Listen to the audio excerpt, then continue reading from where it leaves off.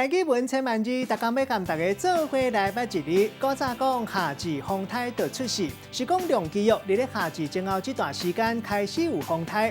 今仔日要甲大家小解这一字，咱做伙来看到，这就是台读特爱台第一条风台的台。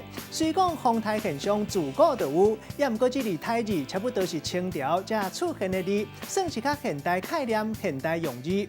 一般咱讲台，拢会含风做伙讲风台。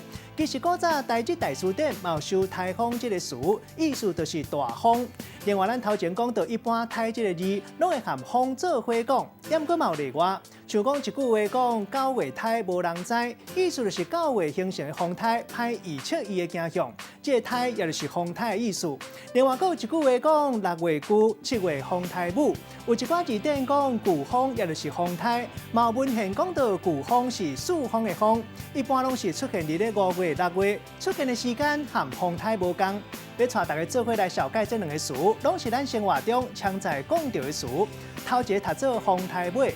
字面的意思是讲风台外围宽流上界外缘这个所在，用来譬如咱代志的树尾引起风波，去扫到风台尾，袂输去伸到拳头皮。